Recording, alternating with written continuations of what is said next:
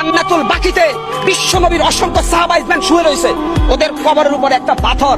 বাংলাদেশে এরকম বিল্ডিং উড়াচ্ছেন, কারণটা কি? ওরা কি বিশ্বনবীর সাহাবীদের চাইতে দামি? বিশ্বনবীর এতগুলো সাহাবা জান্নাতুল বাকির মধ্যে শুয়ে রয়েছে, ওদের কবরের মধ্যে একটা পাথর। যদি ইচ্ছা করতো ওদের কবরকে সোনা রূপা দিয়া মুজাইদ করে বানাইতে পারতো, কিন্তু আসলে আল্লাহ কোরআনে বলছে কবরের কোনো বুজুর্গি নাই, বুজুর্গি হচ্ছে আমলের। আল্লাহ পাক কোরআনে স্পষ্ট বলছে, মহাসমুদ্রের ভিতরে সাঁতার না জানা ব্যক্তি যেমন অসহায়, ঠিক কবরে যে ব্যক্তি শুয়ে গেছে সে যত বড় আল্লাহর ওলি হোক সে তেমনই অসহায়। কেন? হাশরের ময়দান আল্লাহ কোরআনে স্পষ্ট বলছে আমাদের নবী মুহাম্মদ সাল্লাল্লাহু আলাইহি সাল্লাম ছাড়া প্রত্যেকটা নবী বলবে ইয়া নাফসি ইয়া নাফসি। তাহলে এই ভণ্ডদেরকে ওদের বাবা বা ওলিরা কিভাবে জান্নাতে নেবে?